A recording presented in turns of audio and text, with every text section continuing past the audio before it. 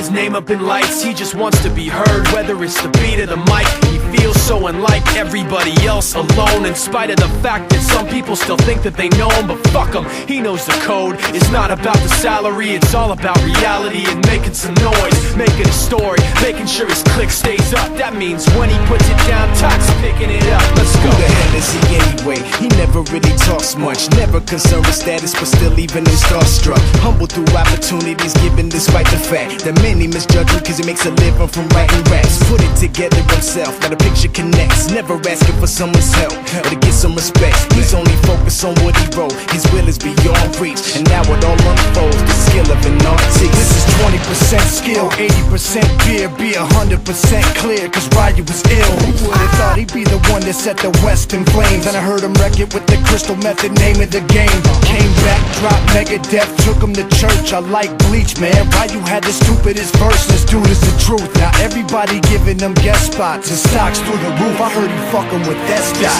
This is 10% luck, 20% skill, 15% concentrated power of will, 5% pleasure, 50% pain, and 100% reason to remember the name. They call him Ryu, he's sick and he's spitting fire. And Mike got him out the dryer, he's hot. Found him in Fort Minor with top, but a fucking nihilist porcupine. He's a prick, he's a cop. The type women wanna be within, rappers hope he gets shot. 8 years in the making, patiently waiting to blow. Now the record with your notice taking over the globe. He's got a partner in crime, this shit is equally dope. You won't believe the kind of shit that comes out of this kid's throat. He's not your everyday on the block. He knows how to work with what he's got, making his way to the top. He often gets a comment on his name. People keep asking him, was it given that birth or does it stand for an acronym? No, he's living proof. Let him rock in the booth. He'll get you buzzing quicker than a shot of vodka with juice.